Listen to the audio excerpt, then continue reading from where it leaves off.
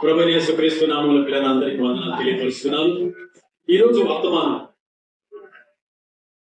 సంఘం వెలుపటి వారి ఎడల మనం ఎలా నడుచుకోవాలి. దేవుని పిల్లలంగా సంఘం వెలుపటి వారి ఎడల మనం ఎలా నడుచుకోవాలి. సంఘం వెలుపల ఉన్నవారు ఎవరు? దేవుని ఎరగని లేదా అనేది. ఇలాంటి వారి ఎడల దేవుని పిల్లలంగా మనం ఎలా నడుచుకోవాలి. అంత మాత్రమే కాదు, ఎలా నడవకూడదు. ఈ విషయాలను ఇంచుమించు 7 పాయింట్లు మనం వినబోతున్నాం. సంఘం వెలుపటి వారి ఎడల ఎలా నడవాలి. నంబర్ 1 చదవడానికి మనం ప్రయత్నం చేద్దాం. మొదటి దశలోనికి రాసిన పత్రిక 4వ అధ్యాయము 12వ వాక్యాన్ని మనం ధ్యానించేద్దాం. సహోదరులందరినీ మీరు ప్రేమించుచున్నారు. సహోదరులారా, మీరు ప్రేమయందు మరి ఎక్కువగా అభివృద్ధిని అందుచుండవలననియు సంఘమునకు వెలుపటి వారి ఎడల మర్యాదగా నడుచుకొనొచ్చు. మీకేమీ కొదువు లేకున్నట్లు మేము మీకు ఆజ్ఞాపించిన ప్రకారము మీరు పరుల జోలికి పోక మీ సొంత కార్యమును జరుపుకుంటే ఎందును మీ చేతులతో పనిచేటి ఎందును ఆశ కలిగి ఉండవలనని మిమ్మును హెచ్చరించుచున్నాను. దేవుని స్తోత్రం. హల్లెలూయా. చదవబడిన ఈ వాక్య భాగములో మొట్టమొదటిగా మనం గమనించినట్లయితే సంఘం వెలుపటి వారి ఎడల ఎలా నడుచుకోవాలంటే సంఘం అనే మనం, దేవుని పిల్లలనే మనం మర్యాదగా నడుచుకోవాలి. ఎట్లా నడవాలండి? అనగా దేవుని ఎరగిన ప్రజల మధ్యలో, అన్యుల మధ్యలో, దేవునికి వ్యతిరేకస్తుల మధ్యలో మనం ఎలా నడవాలంట? మర్యాదగా నడవాలి. మర్యాద అంటే ఎలా? మర్యాద అంటే అల్లరి చిల్లరగా మనం నడవకూడదు, అగౌరవంగా మనం నడవకూడదు. మర్యాదగా నడవడం అంటే ఏమిటో రోమా పత్రిక 13వ అధ్యాయము 13వ వాక్యాన్ని మనం చదివినట్లయితే అక్కడ మర్యాదగా ఎలా నడవాలో దేవుని వాక్యం మనకు స్పష్టంగా తెలియజేస్తుంది. అల్లరితో కూడిన ఈటపాటలైనను మత్తు అయినను లేకయు కామ విలాపములైనను కోకిలి చేతలైనను లేకయు కలహమైనను మత్సరమైనను లేకయు పగటి యందు నడుచుకున్నట్లు మర్యాదగా నడుచుకుందాము. హల్లెలూయా. మర్యాదగా నడుచుకోవడం అంటే అల్లరి చిల్లరగా కాకుండా, పోకిరిగా కాకుండా, ఆటపాటలు ఆడుకుంటూ జీవితాన్ని లోక సంబంధంగా కొనసాగించకుండా మర్యాదగా నడవడము. నా సహోదరి సోదర, ఇలాంటి వ్యర్థమైన క్రియలు కలిగి ఈ లోక సంబంధమైన మనుషుల దగ్గర సంఘమనే మనం నడవకుండా మర్యాదగా నడుచుకోవాలి. ఈ క్రియలు మనం లేకుండా నడుస్తున్నామంటే ఎదుటి వారిని లేదా సంఘం వెలుపటి వారిని గౌరవంగా మర్యాదగా వారిని మనం అభినందిస్తున్నాం, లేదా వారి ఎదుట మన జీవితాన్ని కొనసాగిస్తున్నాం. మరొక వాక్య భాగ్యాన్ని కూడా మనం చూద్దాం. అందులోనే 2వ కొరింథీ రాసిన పత్రిక 8వ అధ్యాయము 21వ వాక్యాన్ని మనం చదువుతాం. ఏలనగా ప్రభువు దృష్టి యందు మాత్రమే కాక మనుషుల దృష్టి యందును యోగ్యమైన వాటిని గురించి శ్రద్ధగా ఆలోచించుకొనుచున్నాము. దేవుని స్తోత్రం. హల్లెలూయా. నా సహోదరి సోదరు చాలా మంది అంటారు, మా దేవుడికి తెలుసు మీ మర్యాదగా నడిచేది, మనుషులకి ఏం తెలుసు అని అనుకుంటూ ఉంటారు. కానీ అపోస్తలుడైన పౌలు గారి ద్వారా పరిశుద్ధాత్మ దేవుడు కొరింథీ సంఘంతో ఇలా మాట్లాడుతూ ఈ రోజు మనతో కూడా మాట్లాడుతున్నాడు. ప్రభు దృష్టిగా కాదు మర్యాదగా నడుచుకునేది, మనుషుల దృష్టికి కూడా మనం మర్యాదగా నడుచుకోవాలి. ఎలాగా అనంటే రోమా పత్రిక 13 వాక్యం చెప్పినట్టు మనం మనుషుల దృష్టికి కూడా మర్యాదగా నడుచుకోవాలి. ఒకసారి ఈ మాటను మనం చదువుదాం. ఏలనగా ప్రభు దృష్టి యందు మాత్రమే కాక మనుషుల దృష్టి యందును యోగ్యమైన వాటిని గురించి శ్రద్ధగా ఆలోచించుకొనుచున్నాము. మనుషుల దృష్టిలో యోగ్యమైన వాటిని కొనసాగిస్తూ యోగ్యమైన వాటిని అనుసరిస్తూ మనం నడుస్తున్నామంటే మనం ప్రజలు ఎదుట అనగా సంఘం వెలుపటి వారి ఎదుట మర్యాదగా నడుచుకొనిచున్నాము. సహోదరి సోదరుడా, సంఘం వెలుపటి వారి ఎడల, వారి దృష్టి ఎడల మర్యాదగా నడుచుకోవడం అనగానే మత్తు జీవితం కలిగి, పోకిరి జీవితం కలిగి, సరసత్తులు కలిగి, అలాగనే కామ వికారము కలిగి మన జీవితాన్ని కొనసాగిస్తే మనం మర్యాదగా నడవలేదంట అర్థం. ఎప్పుడైతే దేవుని దృష్టికి అలా మర్యాదగా మనం నడుస్తామో అదే రీతిగా మనుషుల దృష్టి కూడా ఇలాంటి చెడ్డ క్రియలు లేకుండా మనం నడిస్తే మనం మర్యాదగా నడుచుకున్నట్టు. ఈ ప్రకారం పరిశుద్ధాత్మ దేవుడు సంఘం వెలుపటి వారి ఎడల మనం అందరం మర్యాదగా నడుచుకున్నట్లుగా ఆయన మనకు సహాయం చేయనుగాక. ఆమేన్. హల్లెలూయా. ఇకపోతే రెండవదిగా ఎలా నడవాలి సంఘం వెలుపటి వారి ఎడల ఎలా నడవాలంటే, మొదటి పేతురు రాసిన పత్రిక 2వ అధ్యాయము 12వ వాక్యాన్ని మనం చదువుకుందాం. అన్యజనులు మిమ్మల్ని ఏ విషయంలో దుర్మార్గులని దూషించరు, ఆ విషయంలో వారిని సత్యం చూచి వాటిని బట్టి దర్శక దినమున దేవుని మహిమపరిచినట్లు వారి మధ్యన మంచి ప్రవర్తన గలవారై ఉండవలనని మిమ్మల్ని బతిమాలుకొనుచున్నాను. హల్లెలూయా. సంఘం వెలుపటి వారి ఎడల ఎలా నడవాలంటే మనం మంచి ప్రవర్తన గలవారై నడవాలని, మంచి ప్రవర్తన గలవారై నడుచుకోవాలని. ఏం చెప్పింది వాక్యము? మనం 12వ వచనం మనం లాస్ట్ లైన్ ముందు చూస్తే వారి మధ్యన మంచి ప్రవర్తన గలవారై ఉండవాలని మిమ్మల్ని బతిమాలుకొనుచున్నాను. హల్లెలూయా. ఒకప్పుడు మనం మంచి ప్రవర్తన కలిగి లేవు సంఘం వెలుపటి వారి ఎడల. యేసుక్రీస్తు రక్తంలో కడగబడిన తర్వాత, దేవుని బిడ్డలుగా చేయబడిన తర్వాత, దేవుని కుమార్తెగా దేవుని కుమారుడుగా కొనసాగి ఈ యొక్క కాలంలో సంఘం వెలుపటి వారి ఎడల మర్యాదగా నడుచుకోవాలి. ఒకనాడు వారు మనం మర్యాదగా నడవలేదని లేదా మంచి ప్రవర్తన నడవలేదని మనల్ని గురించి హేళనగా, అవహేళనగా, దుర్మార్గంగా మాట్లాడి ఉండొచ్చు. ఎప్పుడైతే మంచి ప్రవర్తన వారి ఎదురుని కనపరుస్తామో వారు అంటారు, వీరు మంచి ప్రవర్తన కలిగిన వారు అని మన గురించి పొగుడతారు. ఒకసారి ఆ మాట కూడా మనం చదవడానికి ప్రయత్నం చేద్దాం. చూడండి, అదే మొదటి పేతురు రాసిన పత్రిక 2వ అధ్యాయం 11వ వాక్యం చదువుకుందాం. ప్రియులారా, మీరు పరదేశులను యాత్రికులై ఉన్నారు కనుక ఆజ్ఞలకు విరోధంగా పోరాడు శరీరాలను విసర్జించి, శరీరాశను విసర్జించి అన్నింటినీ మిమ్మల్ని ఏ విషయంలో దుర్మార్గులని దూషించునో ఆ విషయంలో వాడు మీ సమయం చూసి ఏ విషయంలో మనం దుర్మార్గులను అన్నారు, సంఘం వెలుపటి వారు ఆ విషయంలో మనము మంచి సత్క్రియ కనపరిచి, ఏంటంటే మంచి సత్క్రియ, మంచి ప్రవర్తన, వారి ఎదుట మంచి ప్రవర్తన కలిగి మనం నడుచుకున్నట్లయితే నిజముగా మనకి శ్రమలు ఉండవు, మనకి ఇబ్బందులు ఉండవు, మన కష్టాలు ఉండవు, మనకు అవమానాలు ఉండవు. సంఘం వెలుపటి వారి ఎడల మనం ఎలా నడవాలి? ఇచ్చిన వాక్యము నీకోసమే సహోదరి సోదర. సంఘం వెలుపటి వారి ఎడల మంచి ప్రవర్తన గల వారిని నడుచుకుంటే ఏ విషయంలో మనం దుర్మార్గులని దూషించారో మంచి ప్రవర్తన కలిగి నడుచుకున్నట్లయితే మనల్ని దుర్మార్గులను దూషించకుండా వారు మంచి ప్రవర్తన గల వారిని నడుచుకుంటున్నారని అట్టి వారు కూడా రక్షణలోకి రావడానికి అవకాశం ఉంటుంది.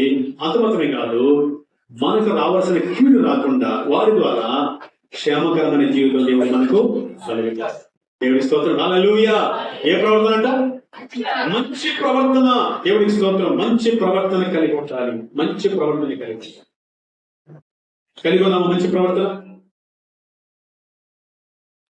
ఒకనాడు దూషించేవాడు దూషిస్తే, ఒకనాడు అఘోరంగా మాట్లాడేవాడు ఈరోజు మాట్లాడలేదు. ఒకనాడు ఒక వ్యక్తి మీద ద్వేషం ఉందంటే ఆ ద్వేషం అలాగే పెట్టుకొని కొనసాగేవాడు. కానీ ఈ రోజు ఏం చేస్తుంది తెలుసా? మంచి ప్రవర్తన. వారి ఎదుట, సంఘం వెలుపటి వారి ఎదుట మంచి ప్రవర్తన కలిగి నడవడానికి ప్రయత్నం చేస్తున్నాం కాబట్టి శత్రువులు ఏమవుతారు తెలుసా? మిత్రులు. అందుకే మన ప్రభువైన యేసుక్రీస్తు కూడా మత్తయి సువార్తలో 5వ అధ్యాయంలో ఏమన్నాడు తెలుసా? ఆయన ఏమన్నాడు ఒకసారి చూద్దాం. 5వ అధ్యాయము మరి 23వ వాక్యాన్ని మాకు చదవడానికి ప్రయత్నించాం. కావున నీవు బలిపీఠం వద్ద అర్పించుచుండగా నీ మీద నీ సహోదరునికి విరోధం ఏమైనా కలదని అక్కడ నీకు వచ్చిన కదా అక్కడ బలిపీఠము ఎదుటని నీ అర్పణను విడిచిపెట్టి మొదట వెళ్ళి నీ సహోదరుతో సంపడము అటు తర్వాత వచ్చి నీ అర్పణను అర్పించు. దేవుని స్తోత్రం. హల్లెలూయా. ఒకవేళ నీ సహోదరుడు, ఇది మాత్రం సహోదరుడు, కానీ వెలుపుటి వారి ఎడల గురించి చూద్దాం. సహోదరి విషయంలో కూడా ఒకవేళ వ్యతిరేక భావం మనం ప్రవర్తించి ఉంటే, ప్రభువుని ఆరాధించే టైంలో, ప్రభుని స్తుతించే టైంలో, మన స్తుతి అర్పణ అర్పించే టైంలో గుర్తుకొచ్చినప్పుడు వెళ్ళి ఏం చేయాలంటే సహోదరుడితో సమాధాన పడి వచ్చి ఆ తర్వాతే అర్పణ అర్పించన్నాడు. ఇలా సహోదరి విషయంలో చెప్తున్నాడు. ఇప్పుడు వెలుగుటి వారి విషయంలో చెప్తున్నాడు. చాలా జాగ్రత్తగా విన్నారు. ఇప్పుడు చదువుదాం. 25వ వచనం. నీ ప్రతి వాడితో నీవు పండగని సమాధాన పట్టు. నీ ప్రతివాది నిన్ను న్యాయాధిపతికి అప్పగించును, న్యాయాధిపతి నిన్ను బంధువుకి అప్పగించును, అంతకు నీవు శరసాన్ని వేయబడదు. కడపటి కాసు చెల్లించే వరకు అక్కడ నుండి నీవు వెళ్ళిపోతే రానేరవని నీతో నిశ్చయముగా చెబుతున్నాను. ఎంత భయంకరం. మన ప్రతివాది ఉన్నాడు అంటే మనకి వ్యతిరేక వ్యక్తి ఉన్నాడు, సంఘం వెలుగుంటారు.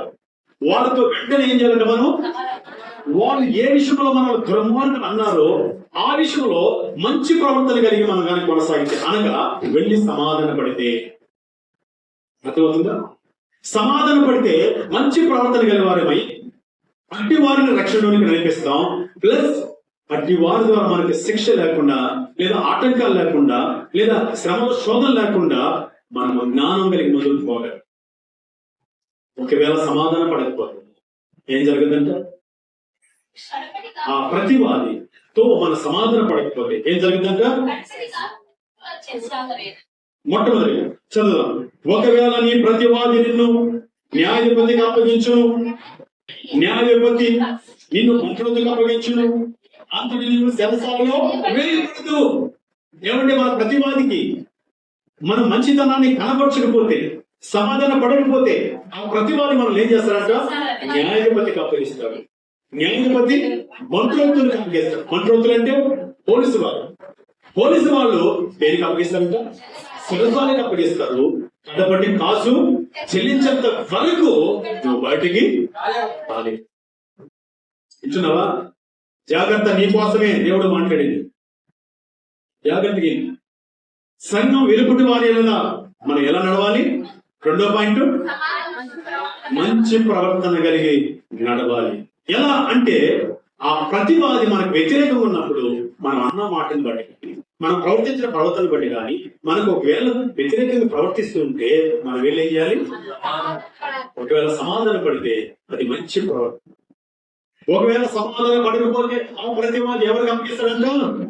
న్యాయాధిపతికి అప్పగిస్తాడు. న్యాయాధిపతి బతించడం చెప్తారు, వేస్తారు. కాబట్టి కాసు చెల్లించేంత వరకు ఉడిపించలేదా ప్రాణాన్ని తీర్చు. జాగ్రత్త సహోదరుడా, సంఘం వెలుగుటి వారి కదా ఒక దేవుడి కుమారుడిగా నీవు నేను మర్యాదగా నడుచుకోవాలి. హల్లెలూయా. ఎలా నడవాలి? మర్యాదగా నడవాలి. ఇక 3గా మనం చూద్దాం ఎలా నడవాలో. దయచేసి సంఘం వెలుగుటి వారి ఎలా నడవాలో చూద్దాం. 3గా ఎలా నడవాలి? కొలసీలకు రాసిన పత్రిక 4వ అధ్యాయము 5-6 వచనాలు మనం చదువుకుందాం. కొలసీలకు రాసిన పత్రిక 4వ అధ్యాయం 5వ వచనం చదువునేనా? సమయమును పోనీక సద్వినియోగం చేసుకొనొచ్చు, వెలుపుటి వారి నడుచుకోండి.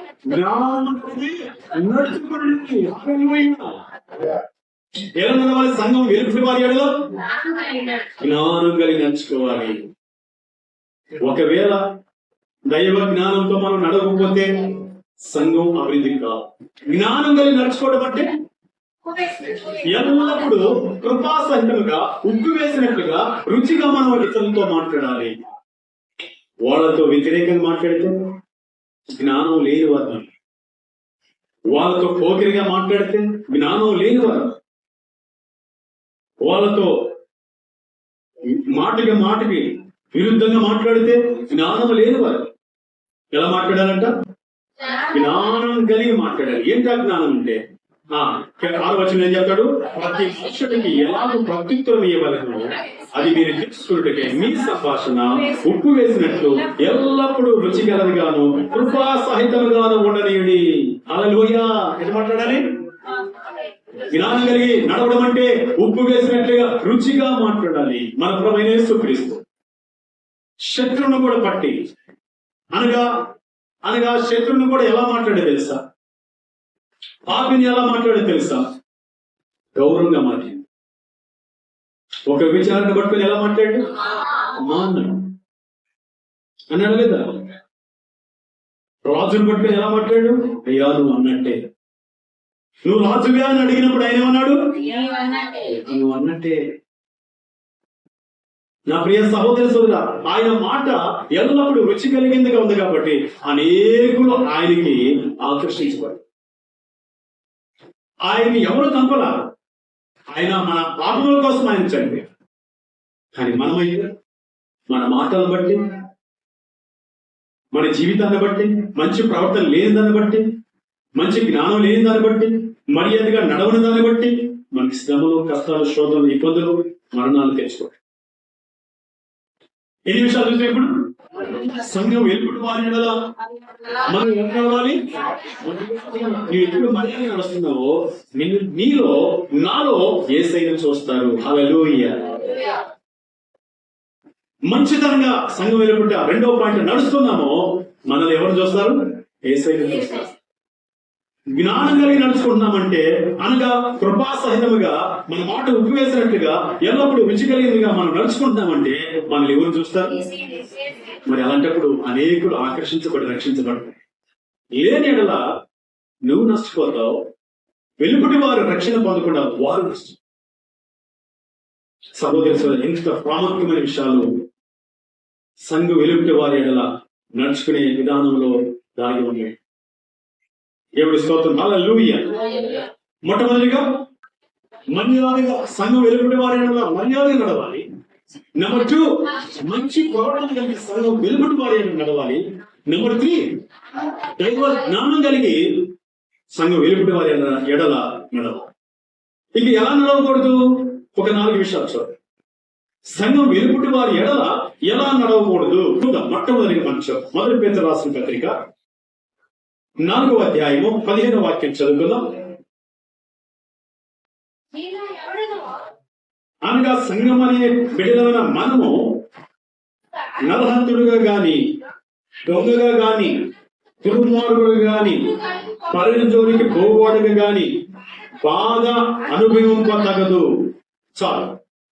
నా ప్రియ సహోదర సోదర, ఎలా నడవకూడదో ఇక్కడ 4 విషయాలు ప్రభు మనకి తెలియపరుస్తున్నాడు పేతురు భక్తుల ద్వారా. నంబర్ 1, మీలో ఎవడనో నరహంతుడుగా గాని. సంఘం వెలుపుటి వారికి ఒక నరహంతుడిగా మనం నడవకూడదు. నరహంతుడుగా మనము నడవనే నడవకూడదు. ఎవరు నరహంతుడు? ఒక సంఘంలో యేసు రక్తంలో కడగబడిన సంఘంలో చేర్చబడిన నీవు నేను నరహంతుడుగా మనం ఎదుటి వారికి దృష్టిలో నడవకూడదు. నరహంతుడుగా నడవకూడదు. యేసు ప్రభు అన్నాడు, ఏమన్నాడు తెలుసా? నేను మీతో చెప్పినది ఏమనగా ఆనాడు కర్మశాస్త్ర ప్రకారం ఒక వ్యక్తి తన ఎదుటి వాని దగ్గరికి వెళ్లి కత్తితో నరికితే అది హత్య. నేను మీతో చెప్పినది ఏమనగా తన సహోదరుడి మీద, తన పొరుగు వాని మీద ద్వేషము, కోపము కలిగి ఉన్నాడంటే హత్యతో సమానం. ఒకసారి చూద్దాం. మత్తయి సువార్త చదవడానికి మనం ప్రయత్నం చేద్దాం. మత్తయి సువార్త 5వ అధ్యాయము 21వ వాక్యం చదువుకుందాం. నరహత్య చేయవద్దు, ఈ హత్య చేయవాడు విమర్శ లోనగరని పూర్వీకులతో చెప్పబడిన మాట మీరు విన్నారు కదా. నేను మీతో చెప్పినది ఏమనగా తన సహోదరి మీద కోపపడు ప్రతి వాడు విమర్శకు లోనగును, తన సహోదరుని చూసి వ్యర్థుడని చెప్పువాడు మహాసభకు లోనగును, ద్రోహి అని చెప్పువాడు నరకాగ్నికి లోనగును. సహోదరుని చూసి ద్రోహి అంటే నరకాగ్నికి లోను అంటే దాని అర్థం ఏంటో తెలుసా? నీవు ద్రోహిని నువ్వు మాట్లాడినట్లయితే నరహత్యతో సమానం, నరకంలో పడు. కనుక మనం బయట వారిని కానీ సహోదరులు కానీ నరహత్యులుగా మనం ఉండకుండా మాట్లాడకుండా మనం కొనసాగాలి. అందుకే పేతురు భక్తుడు ఏమన్నాడు ఆయన? మొదటి పేతురు రాసిన పత్రిక ఏమన్నాడు ఆయన? 4:15 మీలో ఎవడైనానో నరహంతుడుగా గాని నడవకూడదు వెలుగుడి వారి ఎడల. ఇక రెండవది ఏమన్నాడు ఆయన? దొంగగా కాదని నడవకూడదు. మీలో అంటే సంఘములోనే మీరు, సంఘపడిన మీరు, స్వార్థం ఇచ్చి యేసు ప్రభు కొన్న సంఘమనే మీరు దొంగగా నడవకూడదు వెలుగుడి వారి ఎడల. ఏంటో దొంగ? రెండు రకాలు ఉన్నాయి. సంఘంలో దొంగతనం చేసేవాడు, బయట కూడా దొంగతనం చేసి. దేవాది దేవుడు అన్న మలాకి గ్రంథంలో మీరు 10వ భాగం ఏమిక నా దగ్గర దొంగలిస్తున్నారని దొంగలుగా ముద్రిస్తున్నాడు దేవుడు. ఇది ఒక పాయింట్ అయితే, రెండో పాయింట్ ఏంటంటే యెర్మీయా 20వ అధ్యాయంలో పొరుగువాని సొమ్ము ఎన్నో, పొరుగువాని ఆదినెన్నో, పొరుగువాని ఎద్దునెన్నో, పొరుగువాని గాడిదెన్నో ఆశింపనే ఆశిస్తున్నామంటే నీవెవరో తెలుసా? దొంగిలిస్తావు. పొరుగువాని భర్తని ఆశిస్తున్నామంటే నువ్వు దొంగిలిస్తావు, నువ్వు దొంగ. నా సహోదరి నువ్వు దొంగగా కనపడకూడదు బయట వారు. అలా కనపడినట్లయితే ఇష్టపో. దొంగలకి పరలోక రాజ్యంలో చోటు లేదు, దొంగలకి లోపల ఆశీర్వాదము లేదు. దొంగగా మనం నడవకూడదు, దొంగగా ఈ లోకానికి మనం కనపడకూడదండి, నరహంతకులుగా మనం కనపడకూడదండి. ఒకవేళ మనం ఇతరుల్ని కత్తి తీసుకెళ్లి కొడడమే నరహత్యాన్ని కాదు. దాని అర్థం పొరుగువారి మీద ద్వేషం కలిగి ద్రోహులని మాట్లాడితే, సహోదరు మీద ద్రోహులని మాట్లాడితే అదే నరహత్యతో సమానం. దయచేసి పరలోక రాజ్యం చాలు. మోషే అంతటోడు తన సహోదరులు ఏమన్నాడు? ఎందుకన్నారంటే పరలోకం చాలలేకపోయాడు. కానీ దేవాంతి దేవుడు తన దూతను పంపించి సాతను గర్జించగా సాతుడు పారిపోగా మోక్షం ఆయనకి దొరికింది. అంతటా ఆయనకే ఎంత భయంకరమైన స్థితి ఏర్పడిందో. ఈరోజు నేను మనం సంఘం వెలుగుటి వారి ఎడలా ఎలా నడవకూడదు? నరహంతులుగా నడవకూడదు, దొంగలుగా నడవకూడదు. ఇక మూడోది ఏముంది అక్కడ? దుర్మార్గులుగా నడవకూడదు. ఎవరి దుర్మార్గులుగా, దొంగలుగా, నరహంతులుగా మనం నడిస్తే అట్టివారు రక్షణకు వస్తారా? అలా నడిస్తే మనం క్షేమకరంగా బ్రతుకుతామా? మనం బ్రతకలేము, వారు రక్షణ పొందలేరు, దేవుని రాజ్యం పతనం అయిపోయి. ఈరోజు సంఘం ఎదుట ఉన్న వారి ఎదుట ఎలా నడవకూడదంటే నరహంతులుగా మనం నడవకూడదు, దొంగలుగా మనం నడవకూడదు, దుర్మార్గులుగా మనం నడవకూడదు. ఇకపోతే అందులో ఏం రాయకూడదు తెలుసా? పరుల జోలికి పోవాడుగా నడవకూడదు. చాలా మంది నువ్వు దేవుని బట్టివి, దేవుని కుమార్తెవి, పరులు జోలికి పోతా ఉంటావు, పరులతో సహవాసం చేస్తుంటావు, పరులతో పెరుగుతుంటావు, పరులు చేస్తున్న పాపంలో పాల్గొని ఉంటావు, పరులు వెళ్లే స్థలానికి వెళుతుంటావు. అందువల్ల నువ్వు నష్టపోతుంటావు. పరుల జోలితో మనకేం పని? పరులతో మనకేం పని? మన స్వార్థ చెప్పాలి, దేవుడి గురించి సాగించాలి, సువార్త మాత్రమే చెప్పాలి. ఇంక దేని గురించి ఏమన్నాడు ఆయన? యేసు ప్రభు మీరు సర్వలోకానికి వెళ్ళి ఏంటి సువార్త? నీ కొరకు దేవుడు తన కుమారుని లోకానికి పంపించాడు. ఆయన నీ కొరకు వచ్చి ఈ భూలోకంలో 33 సంవత్సరాలు జీవించి చివరి గడియల్లో తన ప్రశస్త పావన రక్తాన్ని కొరకు కాచి ఆయన మరణించి సమాధి చేయబడి తిరిగి లేచాడు. ఆయన రక్తం ప్రతి పాపం నుండి మనల్ని పవిత్రంగా చేస్తుంది అని చెప్పి ఆయన త్వరగా రాబోతున్నాడు తిరిగి. ఆయన నమ్మిన వారు, ఆయన రక్తంలో పాపాలు కడుక్కున్న వాళ్ళు మోక్షం చేరుతారు అని ఒక్క ఆ విధమైన మాట చెప్పడమే సువార్త. దానికి మించింది మనం ఆ సువార్తలో శక్తి ఉంది, ఆ సువార్తలో బలం ఉంది, ఆ సువార్తలో అనేక ఆకర్షించుకునే ప్రత్యేకమైన దేవుని ప్రణాళిక ఉంది. మన సొంత ఆలోచనతో ఆ కథ ఈ కథ చెప్తే ఎదుటి వారు మనల్ని దుర్మార్గులు అనుకుంటారు, నరహంతకులు అనుకుంటారు, దొంగలు అనుకుంటారు. పరుల జోలికి మనం పోకుండా నడవాలి. పరుల జోలికి పోతే ఏమవుతుందో తెలుసా? ఏమవుతో ఇందులో వాక్యాన్ని మనం చదవడానికి మనం ప్రయత్నం చేద్దాం. ఇదే మాట మొదటి దశలో రాసిన పత్రిక 4వ అధ్యాయం 12వ వాక్యంలో కూడా ఉంటుంది. నేను ముగించబోతున్నాను లేదా చదవడానికి ప్రయత్నం చేద్దాం. మొదటి దశలోనికి రాసిన పత్రిక 4వ అధ్యాయము 12వ వాక్యం. సహోదరులారా, ప్రేమయందు మరి ఎక్కువగా అభివృద్ధి నందుచుండవలనని సంఘమునకు వెలుపటి వారి మర్యాదగా నడుచుకొనొచ్చు, మీకేమీ కొదుపు లేకున్నట్లు. అంటే సంఘం వెలుపటి వారి ఎడల మర్యాదగా నడుచుకుంటే మనకేమీ కొదువు లేకుండా ఉంటుంది. సంఘం వెలుపటి వారి దగ్గర మర్యాదగా నడవకపోతే మన పరిస్థితులు బాగు. మర్యాదగా నడుచుకున్నప్పుడు దేవుడు మనకు సమృద్ధిని ఇస్తాడు, అలాగే ఎదుటి వారి ద్వారా మనకు సహాయం కూడా జరుగుతుంది. ఏమీ కొదువు లేకుండా మర్యాదగా నడుచుకోండి అంటూ ఏమంటాడు? కంటిన్యూ చేద్దాం. మేము మీకు ఆజ్ఞాపించిన ప్రకారం మీరు పరుల జోలికి పోక ఏం చేయాలండి? ఇందాక మొదటి పేతురు రాసిన పత్రిక 4:15 కూడా ఏం చెప్పాడు పేతురు గారు? పరుల జోలికి పోక. ఇక్కడ తెస్సలోనికీయులకు రాసిన పత్రికలో పౌలు గారు ద్వారా ఏం చెప్తున్నాడు దేవుడు? పరుల జోలికి పోక. ఏం చేయాలంటే పరుల జోలికి పోక మీ సొంత కార్యములను జరుపుకుంటూ ఎందును మీ చేతులతో పనిచేటి ఎందును ఆశ కలిగి ఉండవలనని మిమ్మల్ని హెచ్చరించుతున్నాను. హల్లెలూయా. పనుల జోలికి పోకుండా మన సొంత పనులు చేసుకుంటూ ఉంటే మనం సమృద్ధితో ఉంటాము. 4వదిగా ఏమన్నా మనం పనుల జోలికి పోకూడదు. ఏమండి, సంఘం వెలుపటి వారి ఎడల ఎలా నడవకూడదు అనేది 4వ పాయింట్ మనం విన్నాం. పరుల జోలికి పోకుండా నడవాలి. ఒకవేళ పోటీ ఏం జరగదు, దయచేసి గొడవలు ఏమొస్తుందండి? గొడవలు. ఏం జరుగుతుందండి?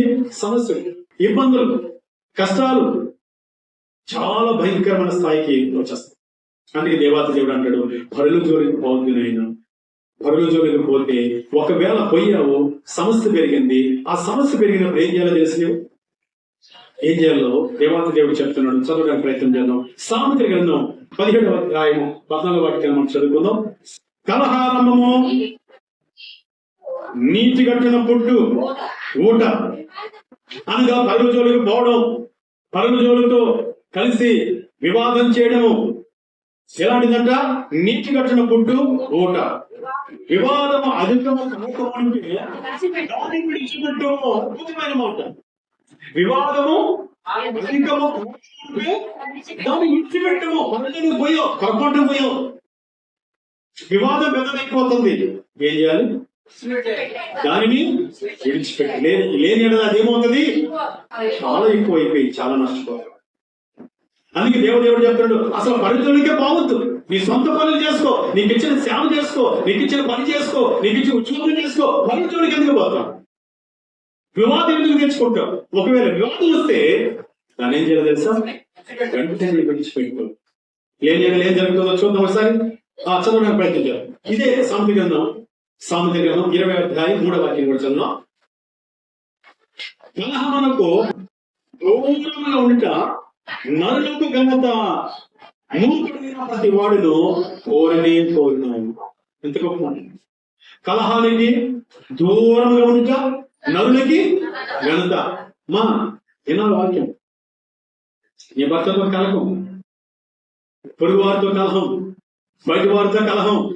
ఎందుకు? నీకు ఆ కలహాన్ని మానేస్తే, కలహానికి దూరంగా ఉంటే నీకు ఘనత కలుగుతుంది. నువ్వు హెచ్చించబడతావు, నీ స్థాయి పెరుగుతుంది.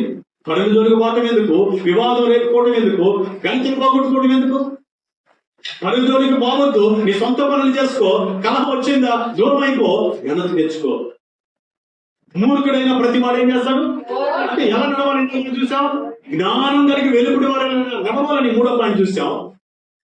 మూర్ఖుడు ఏం చేస్తాడు? చూసుకున్నారా? నువ్వు దేవుని బిడ్డవై ఉండి చూసుకున్నారా నేనెంతో నువ్వెంతో అని మనం మాట్లాడకూడదు. కలహానికి దూరంగా ఉండాలి. సంఘం వెలుపుని వారి ఎడలా ఎలా నడవాలి? మర్యాదగా నడవాలి. ఎలా నడవాలి? మంచి ప్రవర్తన నడవాలి. ఎలా నడవాలి? ఎలా నడవకూడదు, దొంగగా నడవకూడదు, దొంగగా నడవకూడదు, పొరుగులకు పోయేవాడుగా ఉండకూడదు. పోతే కలహం రేగుతుంది, పోతే ప్రాణం పోతుంది. జాగ్రత్త సహోదరి. వాక్యము లోతుగా తెలుసుకొని మనం మాట్లాడాలి.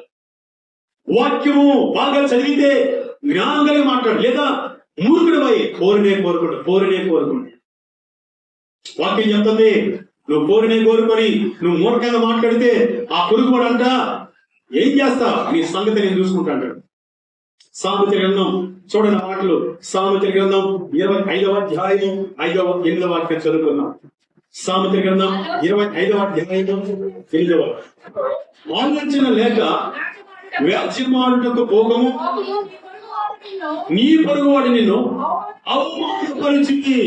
అవమానపరిచి దాని అంతమున ఇక నీవేమి చేయదవని నీతో అని నేమో. ఏం చేస్తావు నువ్వు? పొరుగువాడు ఏమంటాడా మనతో? ఏం చేస్తావు నువ్వు? తీసేస్తా అంటాడు. ఘనత వస్తుంది మనకు. అందుకే పరుల జోలికి పోకూడదు. వాక్యం చెప్తుంది. ఎందులో వచ్చిన ఆలోచన లేక వ్యాజ్యమాడుటకు భోగము. చాలా మంది ఆలోచన చేయరు. ఆలోచన చేసేవాడు ఎవరు? ఆలోచన దేవుడి వాక్యానికి లోబడేవారు. దేవుడే చెప్తున్నాడు పొరుగు వాక్యం ఎలా మాట్లాడమన్నాడు, ఎలా నడవమన్నాడు. ఈ రోజు నుంచి వాక్యం వింటున్నా నీవు సహోదరి సోదరా, ఇక మీదట పొరుగు వారితో ఈ పద్ధతిలో కానీ నడుచుకున్నట్లయితే పొరుగు వారు అందరినీ సంపాదించుకుంటావు, పొరుగు వారి ద్వారా మేలు పొందుతావు, పొరుగు వారి ద్వారా సమాధానం పొందుకుంటావు, పొరుగు వారి ద్వారా దీవెని కూడా పొందుతావు. హల్లెలూయా. ఒకవేళ పొరుగు వారి ఎదుట నరహంతుడుగా, దొంగగా, దుర్మార్గుడిగా, పరుగు జోలికి పోయేవాడుగా నువ్వు నడుచుకున్నట్లయితే పొరుగువాడు అంటే కనుక నీ సంగతి అని నేను చూస్తాను. ముందు వాక్యం లేదా? నువ్వేం చేస్తావు, నన్ను నువ్వేం చేయగలవు అంటాడు. ఘనత ఏమైపోతుంది? అంత మాత్రం కాదు, ఇంకా దీనికి సంబంధించిన మాటలు దయచేసి మనం చదవడానికి మనం ప్రయత్నం చేస్తే అద్భుతంగా ఉంటుంది. ఈ మాటల ద్వారా మనం ఒకసారి ఆ మాటలు చదువుదాం. ఒకప్పుడు మన జీవితాల్లో అలాంటివే, పొరుగు వారు లాంటి వాళ్ళే, పొరుగు వారి లాగే మన జీవితాలు. యేసు ప్రభువు నిన్న తర్వాత ఆయన చెప్పే మాటను బట్టి మన జీవితాన్ని కొనసాగించుకున్నట్లయితే మనల్ని బట్టి వారి రక్షణలోకి వస్తాయి. దేవుని స్తోత్రం. హల్లెలూయా, హల్లెలూయా. ఇప్పుడు ఒక్కసారి ఆ మాట చదివి మనం ముగియడానికి మనం ప్రయత్నం చేద్దాం. ఒక్క మాట మీకు చూపిస్తాను లేదా, దయచేసి మనం చదవడానికి ప్రయత్నం చేద్దాం. మొదటి పేతురు రాసిన పత్రిక 4వ అధ్యాయం 16వ వాక్యం చదవండి. ఎవడైనా క్రైస్తవుడైనందుకు బాగా అనుభవించిన వాడు సిగ్గుపడక ఆ పేరుని బట్టి దేవుని మహిమపరచవలెను. హల్లెలూయా, హల్లెలూయా. ఒకవేళ పరంజోలికి పోకుండా, నరహంతుడుగా జీవించకుండా, దుర్మార్గుడుగా జీవించకుండా, దొంగతనంగా జీవించకుండా మనం నిజంగా దేవుడు చెప్పినట్టు నడిచామనుకోండి, అప్పుడు మనకు కష్టం వచ్చింది, అప్పుడు మనకు శ్రమ వచ్చింది, అప్పుడు మనకు శోధన వచ్చింది, అప్పుడు మనం పరిస్థితులు తారుమారైపోయి కష్టాలు వచ్చింది. ఆ విధంగా శ్రమను అనుభవిస్తానంట క్రైస్తుడు అనబడినందుకు, ఏ తప్పు చేయనందుకు వచ్చిన కష్టాన్ని బట్టి, శ్రమను బట్టి దేవుడికి మహిమ కలుగుతుంది. హల్లెలూయా. దుర్మార్గుడు కాకుండా ఏమండి మర్యాదగా నడుచుకుంటూ, అలాగనే మంచితనంగా నడుచుకుంటూ, అలాగనే దైవ జ్ఞానం కలిగి నడుచుకుంటూ, ఒకవేళ మనకి ఇబ్బందులు వచ్చినా, శ్రమలు వచ్చినా, లేదా చనిపోయినా దేవుడికి మహిమ కలగాలి.